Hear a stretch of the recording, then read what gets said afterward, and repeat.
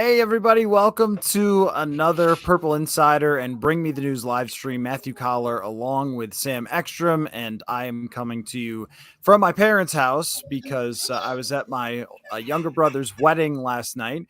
And so I flew home and then I'm flying back. And then, Sam, you and I are then driving to Lambeau Field for Vikings Packers, where it's either going to be a huge win for the Vikings that keeps them alive in the playoffs and almost in the driver's seat, or it's going to be a loss that we talk about like a funeral. And rarely is it that a game holds so much in the cards for everybody. I mean, not just are you making the playoffs, do you have a chance to make the playoffs, but even potentially jobs at stake with this game. Now, Sam, I want to ask you right off the bat. I got a great question for the Friday mailbag that usually I save for our Substack, the Friday mailbag questions, but this one was too good. And I wanted to start the show and get your answer.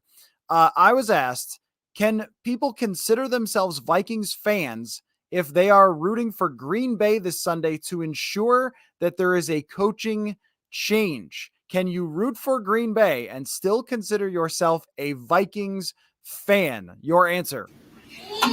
Sure. I mean, there have been other times over the years when there have been reasons to root for Green Bay that, I guess those reasons probably benefited the Vikings playoff hopes or something of the kind. But yeah, you can be a fan in a lot of different ways. I think that you can get from point A to point B, kind of the circuitous way with that by saying, yeah, like I want what's best for the Minnesota Vikings Super Bowl hopes. And if that means falling to a hated foe, so be it. I don't think that endangers your fanhood that much.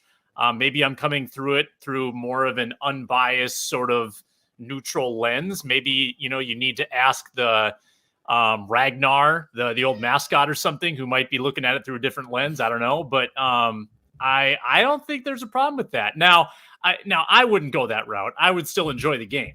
I'm an enjoy the game kind of guy. I am not like just jump off board and swim away from the falling ship. I'm more of a go down with the ship kind of persona, but you do do whatever you want as a sports fan. It's supposed to be fun, and if it's fun for you to cheer the opposite, then yeah.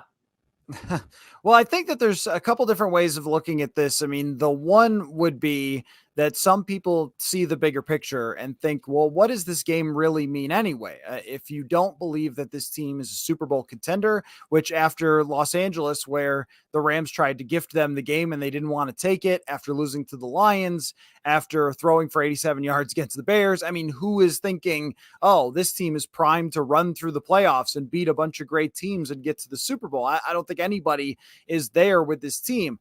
If they were able to destroy the Packers, maybe there would be a different thought process. Or if they had done that to Los Angeles, then I think there would be a lot more excitement about this game for playoff purposes. But at this moment, there's a lot of people that would, I think, be right in saying, if you're not going to be a Super Bowl team, then take the path that leads to you potentially being a Super Bowl team in the future.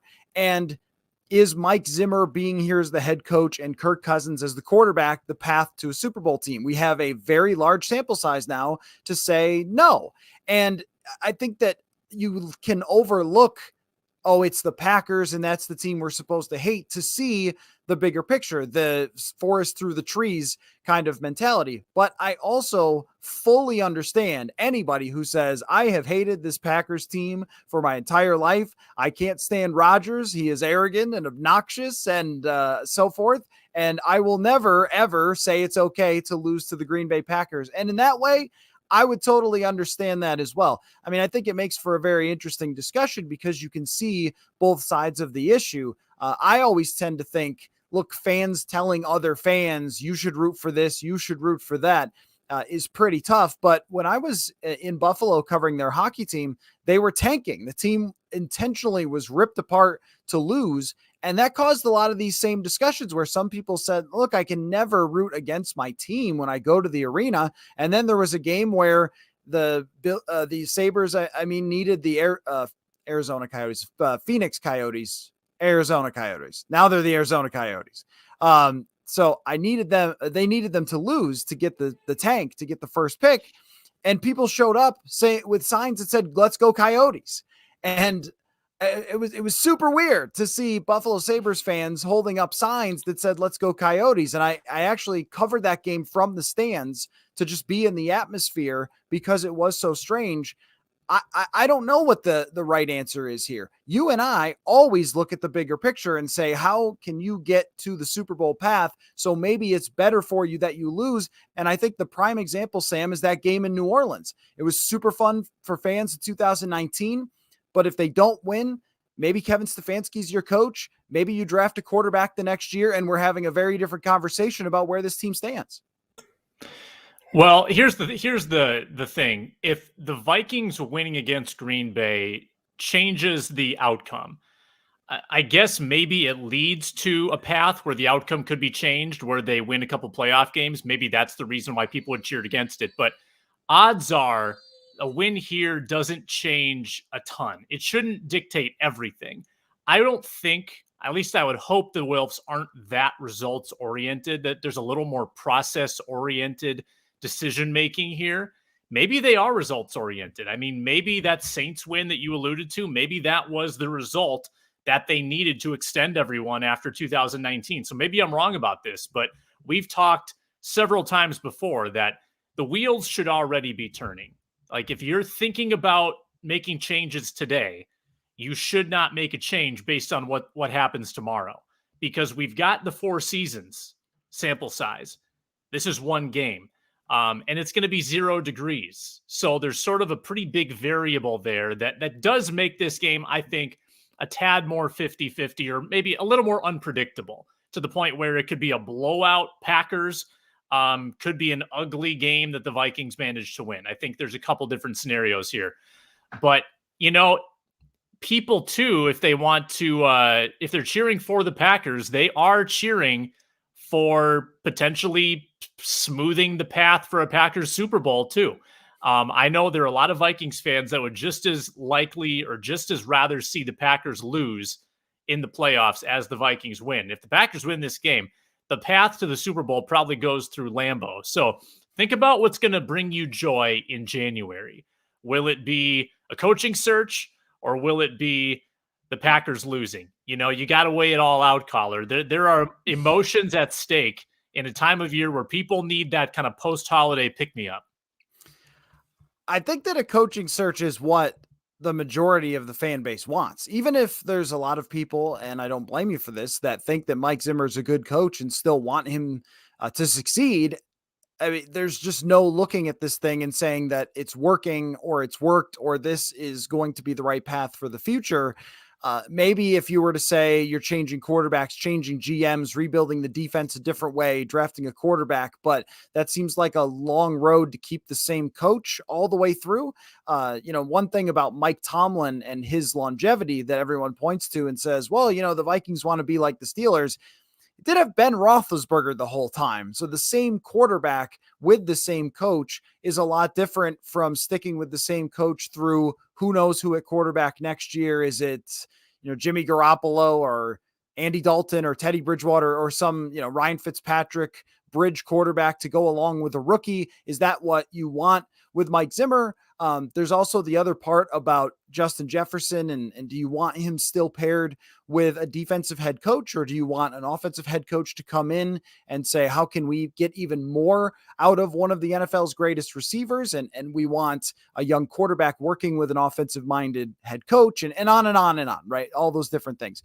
So I think that if you're looking at that solely focused on your own team winning your Super Bowl, that's the most important thing to you. You're looking at what the long-term results are. But I mean, the reality is that it doesn't make any difference who you root for. The game's going to happen how the game's going to happen. But if you're in the fourth quarter and the Vikings have the ball driving to potentially beat the Packers, I think there's a large portion of the fan base that if Cousins overthrows Jefferson and the game is over and you lose, 28-31 or something, there are a lot of people who will go like, well, it happened. There's a lot of people I think that can't root for the Packers because you just fundamentally can't.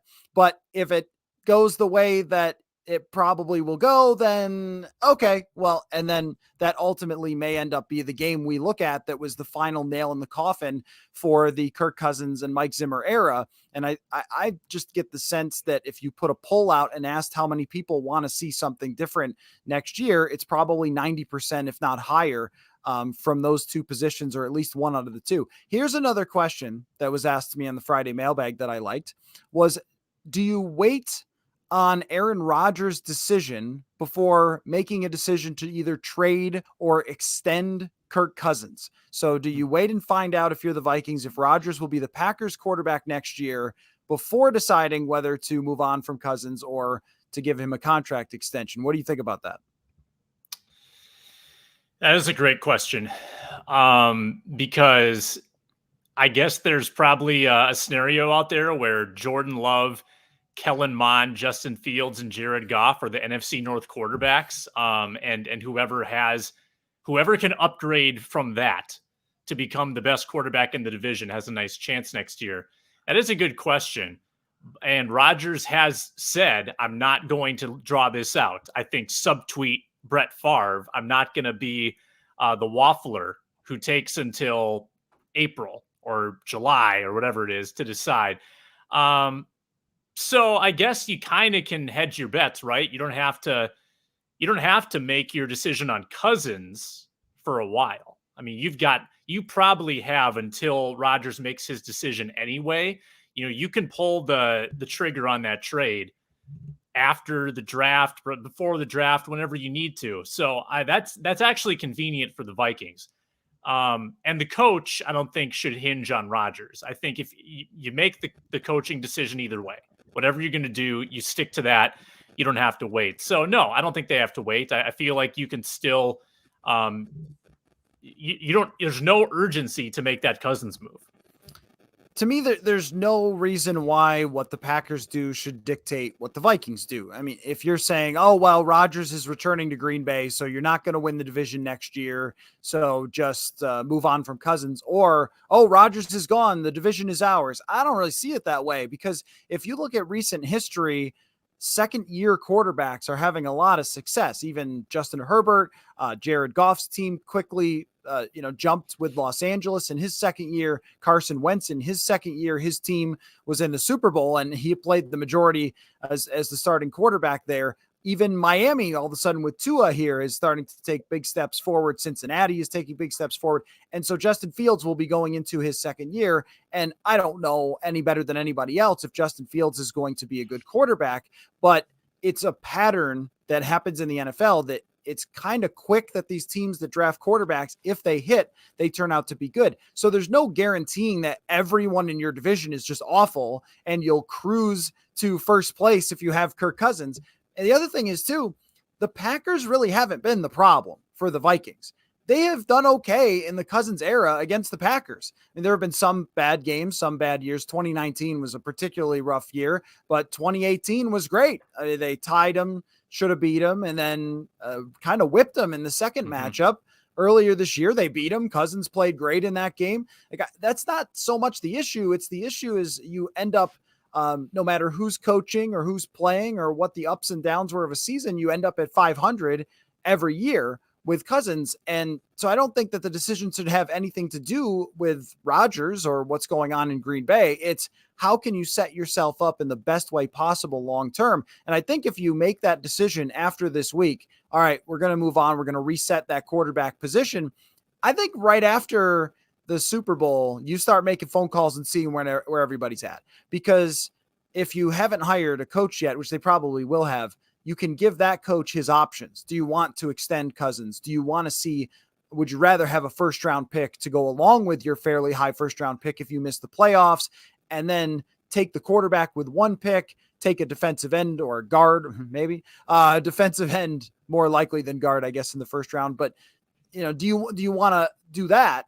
Or do you want to stick with Cousins and see if you can make it work over a 2-year period? I think that's one of the big questions they'll be asking when a coach gets hired. And so if you're making a move with Cousins, just make it right after and do the best thing for you. I don't think you wait around. I also think that this is sort of how Vikings fans think about the Packers. Like the Packers, Sorry, they're always in your head, Vikings fans. You're always thinking about how can we compete with the Green Bay Packers. And the reality is you have to be better. You have to have a better team. You have to have a better roster than this, or they're going to keep winning the division. Even if Rodgers goes and they still have a great coach and they bring in another quarterback who's good, or if Fields gets better, or if the Lions draft somebody that works out, like there's going to be a good team in this division. I guarantee it.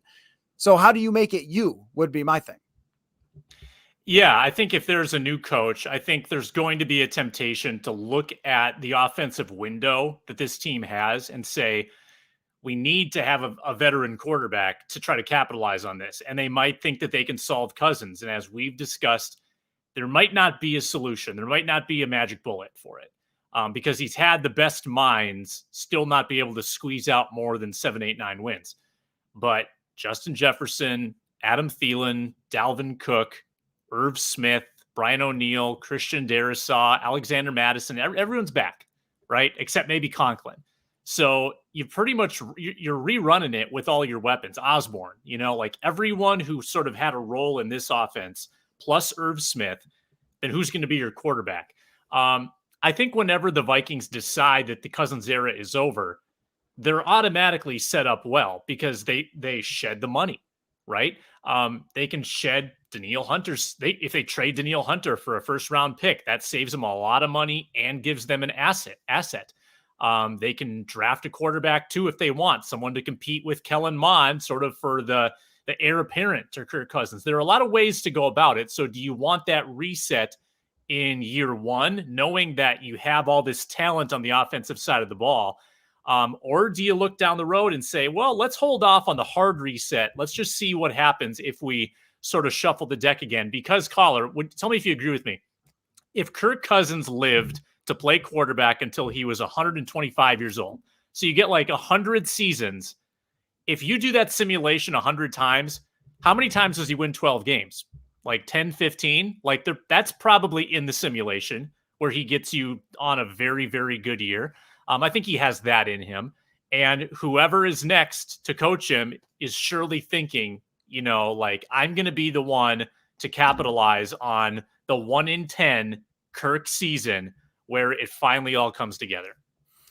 Yeah, I think that this is where whoever they hire at GM, if they decide to make a change there, is really important because you're talking about someone who is new to have a long-term vision. What this team has not had is a long-term vision in the recent years, really since 2017. And it's always been, if you just give Kirk this or if you just give Kirk that. But the problem is they can't glue it all together and make it stay. And this year was really the perfect test case for that. And so, yeah, I mean, if you give Cousins the exact right situation, if you give him the Los Angeles Rams from 2018 or 2017, when they are just a perfect offense, their blocking is great, their running is great, their weapons are great, he probably does the same thing that Jared Goff would do, where he would win a good amount of games and have a chance to put you right there in the playoffs. But when you ask, well, how do you do that? What's the path? I don't see the path because you have to rebuild so much on the defensive side and still your offensive line is not figured out. So how are you doing that? And then the answer is last year, oh, well, we'll just draft Wyatt Davis. Well, the guy can't even play over Dakota Dozier at this point because he's a draft pick. And that's what happens with draft picks is that on draft day, we all assume that these guys are plug and play and they're all going to be great. And then sometimes they're not. And sometimes they are, but you can't count on that for a guy to step in, but that's what they've kind of had to do. Last year, it was the corners, Gladney and Dantzler. Well, we'll just plug them in and play. And then they struggle. This year, it's, well, we'll just draft Davis and Darrisaw. They'll fix the O-line. That has not happened, even though I've liked what I've seen from Christian Darrisaw. And in the scenarios, it's like 100 years of Kirk Cousins on a bunch of different teams. But if it's 100 years of teams just like this, I don't know how many you can get to 12. I mean, things would have to go really your way if it's this same formula with this amount of money and this type of roster that you have built. So I think that that kind of paints the picture. So if you get a GM that looks much more into the broader picture and can see that, then you're talking about someone probably looking toward the draft rather than sticking with Cousins, which it brings me to another question, by the way, that was asked in the Friday mailbag about the 2022 draft class. Now, I'm just getting started, peeking at some draft stuff. Our friend Chris Trapasso from CBS Sports put out a thing on Malik Willis. He's really intrigued by Malik Willis. But somebody asked if the 2023 draft class would be better for the Vikings to wait for. And here's my thing. I'm going to read you a headline. This is from 2017, April 12th. 2017 NFL Draft, Trubisky leads class lacking elite talent. That was a headline from NFL.com. That's not from draftdong.web. That is NFL.com saying draft class lacks elite talent. And they projected Trubisky 1, Deshaun Watson 2, Patrick Mahomes 3. And the greatest quarterback maybe ever comes out of this draft class. So when I hear that this draft class coming up does not have two, you're probably going to hear this rant like a million times, Sam, and I apologize for that. But when I hear, I don't know, this draft class doesn't have any good quarterbacks, like, I don't think we ever really know. This last draft class was supposed to be amazing. Trey Lance isn't on the field yet. Justin Fields has struggled. Trevor Lawrence has struggled. Zach Wilson looks like you and me playing quarterback half the time. I don't know. Nobody knows. And that's kind of the point. You have to just take your shot. So I'm sorry that I took this in a million different ways, but I feel like we're going to hear that a lot of like, well, the draft class is not quite good enough. But I just cannot accept that as a reason to keep going this way. No, I mean, you think you can forecast anything 2 drafts down the road? You can't forecast anything 1 draft down the road, right? Everything is like a dart throw. Whatever the regulation distance is for a normal dart throw, you like multiply it by 10. Like that's every draft pick. And if you hit the board, it's a good pick most of the time, right? Like it's so hard to evaluate these guys because you don't really know their mindset. So mental. And like we crunch the numbers, we do all the research and we have our own predictions. And a lot of times they're wrong too, right? Like you can sort of circle guys and say they might fit. But I mean, the reality is that we can only know so much and the team can only know so much. And the team knows more than we do. And they still get it wrong a lot of the time. So it's such an inexact science. And have the Vikings had a good, process the past couple of years? I don't know about that. So I wouldn't trust anybody's judgment to try to handpick. Oh, stay away from this class. They're all duds. There's no one good. No, I mean, there's going to be good players that come out of this draft that we don't even realize yet. And a lot of them are going to come from like day 2, because they have just that one part of their DNA that like allows them to rise to the top. It's a really tough evaluation process. And I'll rant right along with you, Coller. I don't think you need to try to get cute with your 2022 versus 2023 approach. Right. Because if you decided, oh no, we're going to trade for somebody else, fill the spot with Andy Dalton for a year, and then draft someone in 2023, more likely than not, one of the 3 or 4 guys who gets drafted for the quarterbacks in the first round becomes great. And then we're looking at him going, I mean, I'm not declaring Mac Jones great yet, by the way, but that's the feeling of right now, isn't it? If the Vikings had Mac Jones this year and he played the same way Mac Jones has played this year for the Patriots, for this team, they're probably at the same number of wins. Like, I don't think that he would have taken them over the top. I also don't think that he's played much differently than Kirk Cousins. And you would feel great about it. You'd say like, oh, we have so much money to spend on the free agency, bring in the pass rushers, bring in the guards, Jefferson and Mac Jones for the future. But yet when that draft pick was made, Vikings fans, so many said, well, he doesn't have the arm strength or he doesn't have this or that. And I used to try super hard, Sam, to look so closely at every detail of the first round quarterbacks. And we will, because that's fun to do, their strengths and weaknesses. I used to look so closely at them. And I used to hone in and laser focus on my guy that I liked. And I thought, I know how to pick the guy. And there were a few times where I did. And I thought, look how clever I am. I knew this guy was going to be great from the start. And then 2018 draft happened. And I thought, this Josh Rosen, I'll tell you, he's the guy. I like Lamar Jackson. Anybody who listens to the show knows that. That I never bought into the he's a running back or anything else like that. But I was the Josh Rosen, just great footwork and that's a quarterback's quarterback right there. He's terrible instantly. We loved Zach Wilson. He was super fun at BYU. Terrible instantly. So I don't know. Nobody knows. The NFL doesn't know. Otherwise, they'd get it right way more often. So the point is, you pick one and you take a shot at it. And if it doesn't work, you take another shot because it's better than what you're dealing with right now. So anyway, we'll have that discussion, as we continue. But I just thought it was an interesting thought of like, well, if the draft class isn't that good, then maybe they should kick it down the road. And I'm just not a buyer in that, because if you mess it up this time, you draft another guy next time. Now, I want to play a little game, Sam. Okay. I know you're surprised. What's the date today? It is December 30th. Yep. So we are approaching the new year. And what do people do at the new year? On New Year's Eve, as the clock is counting down, you think about your previous year, what you've been through, and the things that you're happy about, things that you're not so happy about. And then you think, as that clock strikes midnight, about your resolutions and what you want for the next year. So here's what I want. I want regrets and resolutions. Regrets that the Minnesota Vikings should have for this year, and resolutions. So I'll give you a second to think about this, and I'll just start with this. I think that one of the biggest regrets they should have is not even necessarily something that they did this year right away, but something that has happened over the last few years, and that is Cordero Patterson. Because Cordero Patterson has wanted to come back to Minnesota like every year. I believe there was even a report that he wanted to come back this last offseason. He has been a dominant player for the Atlanta Falcons. He was a very good role player for other teams, Chicago, New England in the Super Bowl. And Stephon Diggs said the other day, of all people, that Cordero Patterson is one of the best players with the ball in his hands that he's ever seen.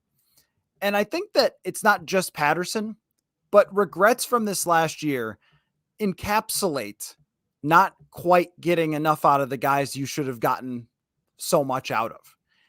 And it's a regret that they've had every year on midnight or 11:59 on December 31st.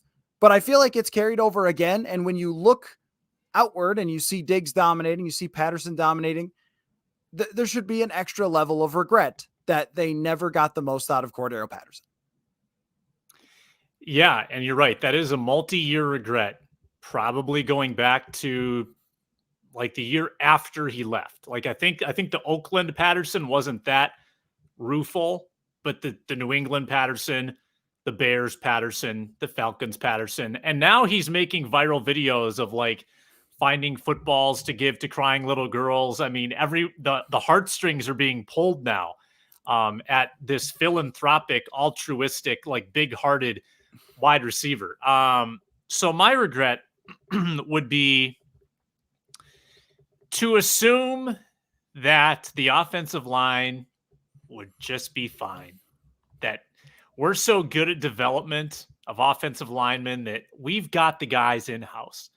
We don't need to spend a dime on anyone. Well, Dakota Dozier, yeah, you can come on back, buddy.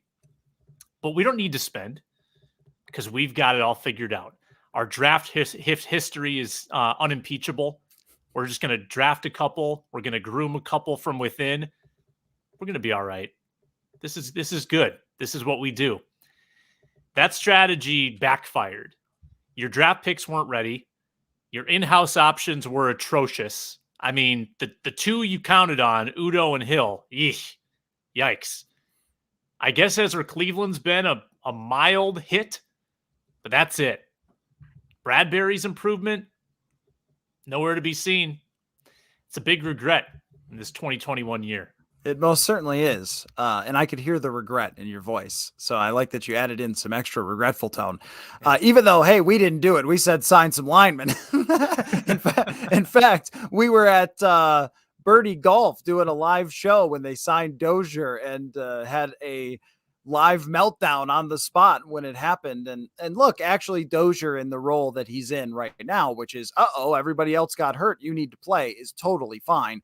He hasn't been the reason that they've struggled. But when your process is, here's how we're going to solve this, and this will get into regret, but we got to do our resolutions for these. But the process to solve this is to draft someone.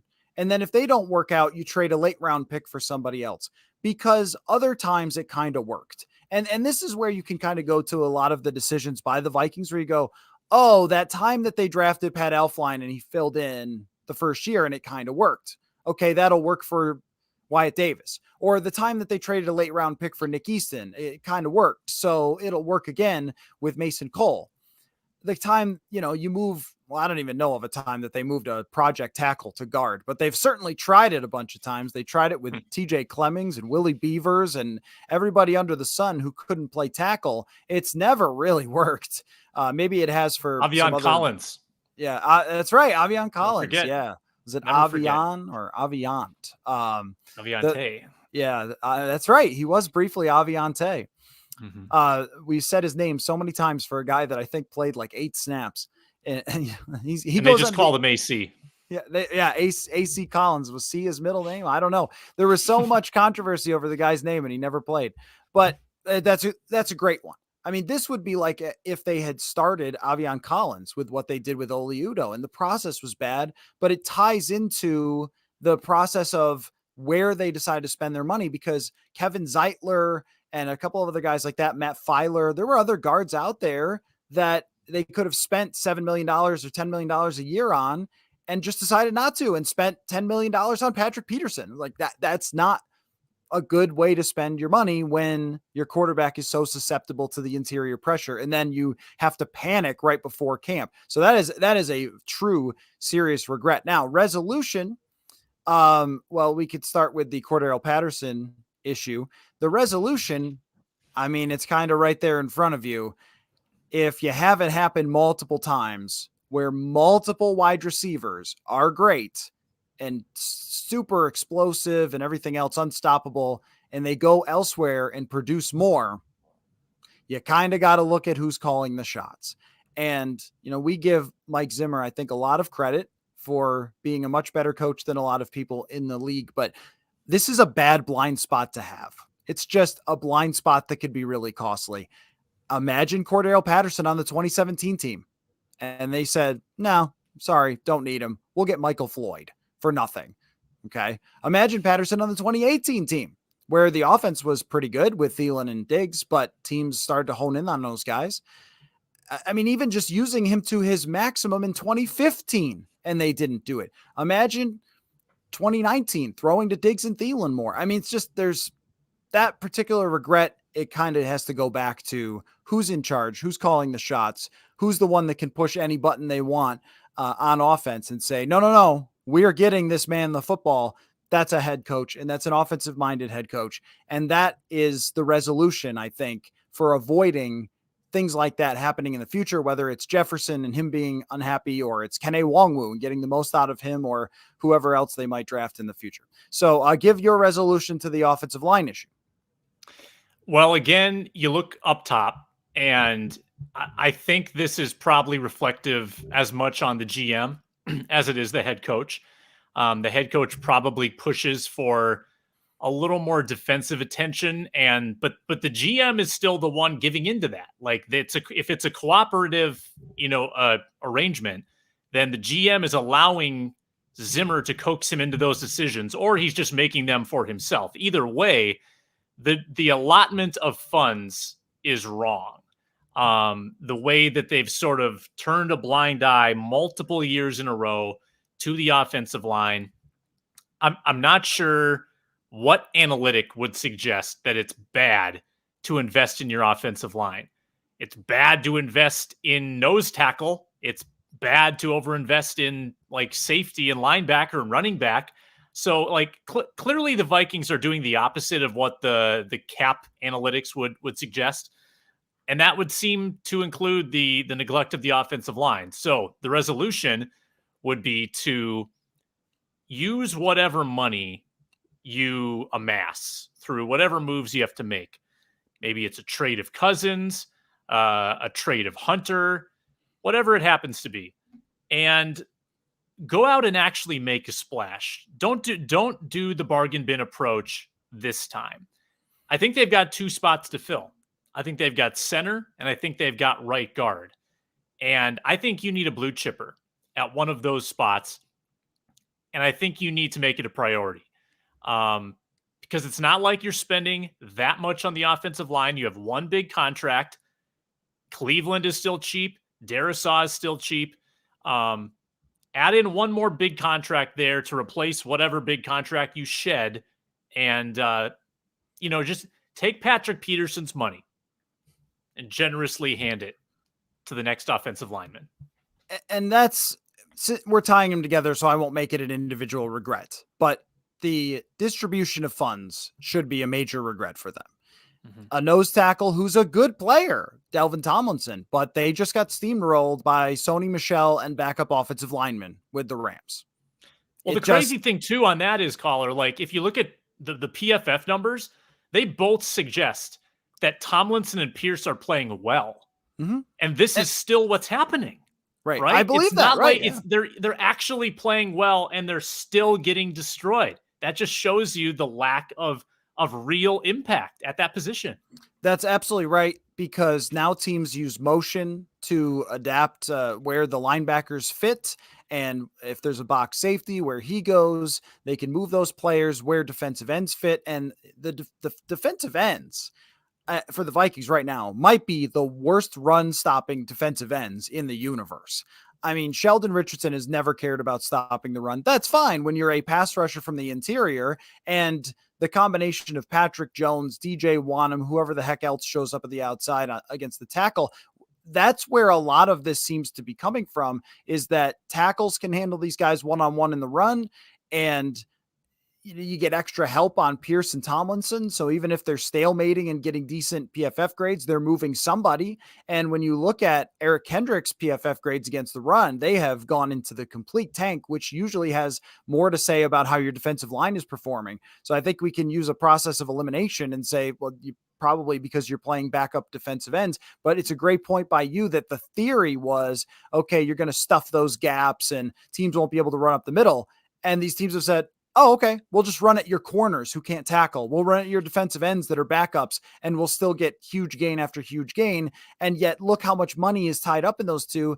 Look how much money is tied up in Patrick Peterson, who has been fine, in my opinion. I have not felt like he's getting roasted every week, but was it worth the money that they gave him to get okay play from that position that hasn't had much of a big impact?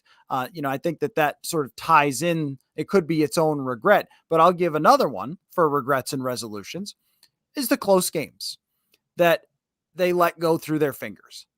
That's one where I'll have to think for a second how to come up with a resolution, but we'll get there.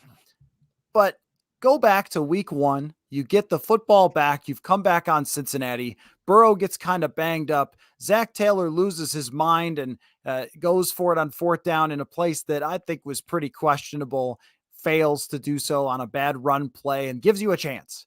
And then Dalvin Cook fumbles. And then the next week you miss a field goal from Greg Joseph. And then you can't stop Amari Cooper against Cooper Rush and the Dallas Cowboys. And then you can't stop Amon-Ra St. Brown at the end zone. Now, I know that you could do this with the ones that they won as well. But if we're talking about regrets, you could say, hey, if Kirk didn't make this throw or they didn't make that field goal, so it's evened out. But at the end of the year, you have to be looking up at those standings and going, so many regrets, so many drives that shouldn't have happened. So many, a kick that shouldn't have gone wide, decisions by Mike Zimmer in the Arizona game that kept Arizona in that contest rather than just finishing off the Cardinals. And instead they leave it to a kicker. There's just so many regrets for the close games of the year 2021 for these Vikings. Yeah, and when you lose games at the last second like that, there's usually about 6 regrets per game because it swings on one play, one missed tackle, one bad challenge, one missed call, one missed kick. You walk away from every game with just this laundry list of woe is me. So that's a pretty good regret. I think Vikings fans can attest to that one. I'm in the process of researching my next regret. I'm trying to find the biggest draft regret the Vikings should have. I'm scouring round 3 where you had 4 picks, right? So you pretty much had like every eighth person in that round. And here's what they've gotten out of it. Chaz Surratt, who to my knowledge has not played a defensive snap. If he has, it was like 4 of them. Kellen Mond might have gotten passed by Kyle Sloter off the street as the backup quarterback. Seems to have no favor in the organization whatsoever. Patrick Jones, who, hope he's all right, currently on the COVID list, was about your 7th defensive end this year and can't really get more than a couple snaps a game, even though you're completely banged up and ineffective. And Wyatt Davis, who, as you mentioned, has been passed by Dakota Dozier and is about 9th on your offensive line depth chart. That's your third round. Amari Rodgers was in that mix. Trey Sermon was in that mix. You could have had Ben Cleveland as your guard. You could have had a Cleveland and Cleveland guard tandem. How fun would that have been? But no, you drafted the 4 like most ineffective players in the 3rd round. You could have called it like the Cleveland Moving Company or something, right? If they worked out. Yeah. No? Guarding Cleveland. You don't want to do that. With the draft, your biggest regret might be Christian Darrisaw. Christian Darrisaw could be a great player, but he represents the Vikings not taking Mac Jones. And I know that I drove everybody nuts with this opinion after the draft, and I didn't project it necessarily to turn out this quickly to be good for Mac Jones. But now having to reset and look for answers at that position potentially versus having your answers and feeling good about where you're going is a pretty big gap for how Vikings fans feel about this team. At this moment, they are as low as I have seen them since I've covered this team going back to 2016. I mean, that's kind of how it feels, is the end of the 2016 season where there was just apathy from the fan base. That's where we're at right now. And things can change quick as they did in 2017. But if you're saying, where's your regret? The left tackle that you drafted could be very good, but you could also just go get one like you did with Riley Reif before, or draft one in another draft to protect your quarterback. I think that that's one where not having a future answer and just feeling where everything is in limbo is probably the biggest draft regret. But if we're not going to go like, galaxy brain on the draft regret, I would not say it's Kellen Mond. I never believed that a 3rd round draft pick is going to make it as a quarterback, but I think picking a quarterback fundamentally there is not like a tremendously bad decision when they didn't have a backup answer. And if the guy shows something, then all of a sudden you might feel better about your future. It does happen. There are Russell Wilsons and Dak Prescotts of the world. So, okay, take that shot. It's the connection of Wyatt Davis to believing he could start. That's the biggest regret. That's why I would say Wyatt Davis. Chaz Surratt was never going to be a starter year 1. He was a guy that he might be good. I don't know. Like in the future, I'm not sure. But picking a guy in the 3rd round and saying, okay, yeah, he's going to fix our offensive line. That connection right there is what makes that the biggest regret. Can I give you my resolution to the close games? Win them. There you go. It's all set. They just got to win them next time. No, I think the resolution to the close game losses is actually better corners. And that might mean spending real money on corners who are in their prime, not past their prime, and all the numbers go against them. As you talked about, like how many just anti-numbers things they do for an organization that purports itself to be very analytical. But then you look at Patrick Peterson's past 2 years, you go, so how exactly is this going to be different? That kind of goes under the regrets category too, of just sort of like saying, no, we know more than the numbers on a number of different occasions, but corners will win you football games in big situations more than a pass rush will. So often you're looking at like a 4-man rush or something else like that in a big situation. You got 5 or 6 guys in there blocking. You need to be able to cover. And we've seen it. They lead the league in sacks and their defense is terrible. You have to be able to cover better. And I think if they have better corners, they probably got 11 wins, 10.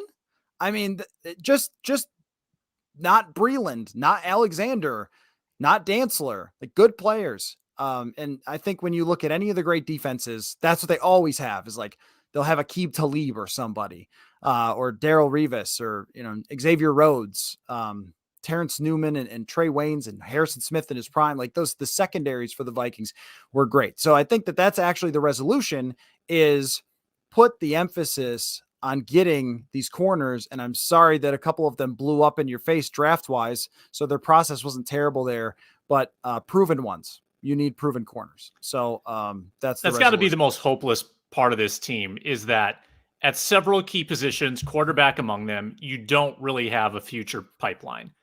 Pass rush, corner, quarterback. That's a killer, especially cornerback because they're expensive. And the Vikings tried to slip in under the cap with a couple cheapies. Alexander and Breland, you kind of got what you paid for. Peterson, you probably didn't get what you paid for, but in neither case did you get more than what you paid for, which is that really hurt this team that they didn't tremendously hit on any of those. I think Xavier Woods was a fine acquisition. I don't think he's going to be back. I think Cameron Bynum's the future there. You're probably secure at safety. But what is the cornerback group this year? Let's assume that everybody next year, let's assume that everybody moves on. The starters would be Harrison Hand, Cam Dantzler, and Chris Boyd. Yeah, that can't happen, right? That just can't happen. But if they were to move on from their quarterback and create a bunch of cap space, then that conversation changes. Do you have a resolution for drafting a bunch of third rounders who didn't work out? Don't do that again.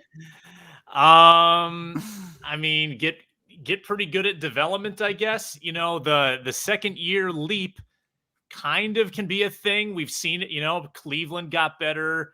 I guess James Lynch got a little better. It can happen, but KJ, do not forget KJ. KJ, yeah, I was going to mention KJ as well. It can happen. So you're going to need, I don't know if I can say with a straight face that Wyatt Davis is going to start next year, nor can I say that about Kellen Mond. I can't say about any of the four third round picks, but if they can be meaningful backups, I guess in next year's draft, maybe don't earmark starting spots for third round or later picks. That just seems like a dangerous game. So just focus on hitting on your first rounder. And hey, maybe this team will have multiple first round picks. That'll make our job pretty fun in April.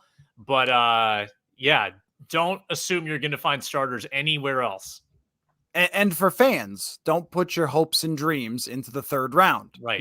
You can assume your first rounder and your second rounder should be key players. But once you get to the third round, draft analysts might be telling you have the best third round in NFL history. And I can guarantee you that nobody knows at that point. It's all just low percentage plays and hopes and dreams. So don't put your heart on a draft pick on late day 2 or day 3. Okay, just to wrap up. How about personal regrets, personal resolution? You can start with whichever one you want. I will let you go first on that. Me first. You got to go. Yeah, you got to go first. Right. First thing that comes to your mind. You want me to bare my soul? Well, I took this job early in the year with Purple Insider, and you know what? I'll tell you what. We're to the end of the year, and whew.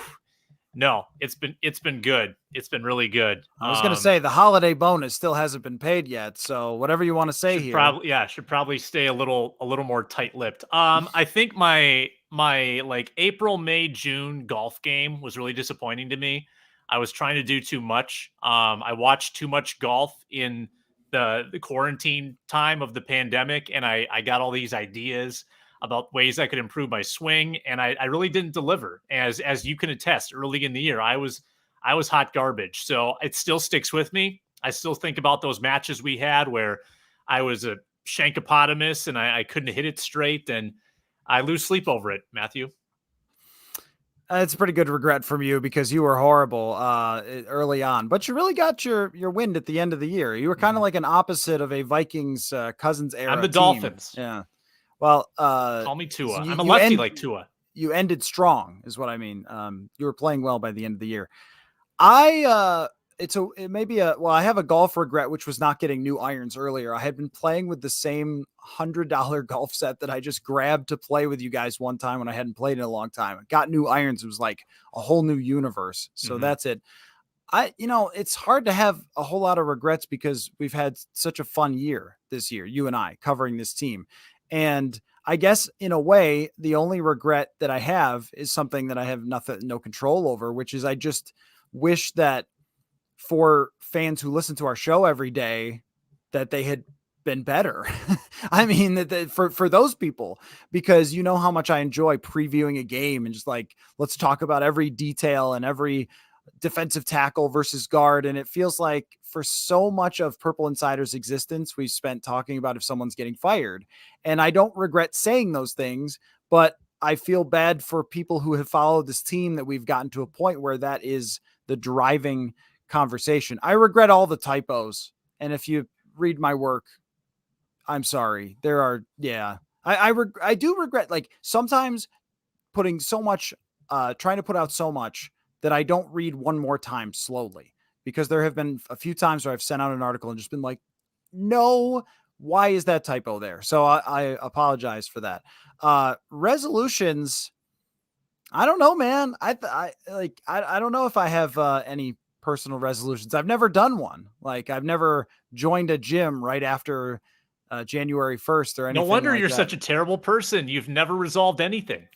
Yeah, that's it. Yeah, Yeah. no, that's just to say that usually if I want to change something, that I'll just change it. I do have I'd set goals, but it's not like, oh well, I have to stop eating, or drinking Diet Dr. Pepper, like which will never happen. So I guess I what one thing that I started doing in the quarantine was picking things that I wanted to get better at and trying to get better at them, like learning more about chess and getting better at guitar and things like that. And so I guess the resolution would be to find another thing to add to that to try to get better at. So also I'm not spending every moment of my universe around one football team. Maybe it'll be a little more diverse as a human being. There's my resolution. How about you? Yeah, well, I already applaud you for having interests outside of this because you are musical and you are cerebral with your chess game and you play robots on your app, which is impressive. I could not probably hold a candle to you in that regard. I've got a putting green now. I've got a golf net. I am coming for you in about April, and I can already see the bombs that are going to be hit and the putts that are going to be drained. All right. Well, I look forward to it. I mean, we play fairly even when you're not Shankopotamus, as you said. But I appreciate it. Just to say, for the end of the year, all of the people who have listened and supported us, it is unbelievable to have seen our growth in listenership over the last year, and that's just the loyalty of Vikings fans, I think, seeking us out and sticking with us and supporting us. And I can't thank everyone enough. So if you are just watching us here on the live stream for the first time, maybe your resolution should be to listen to our podcast more often. There you go. So Sam, I appreciate your time, and I will see you in Lambeau, my friend. Frozen tundra. It's going to be cold. See you there, man.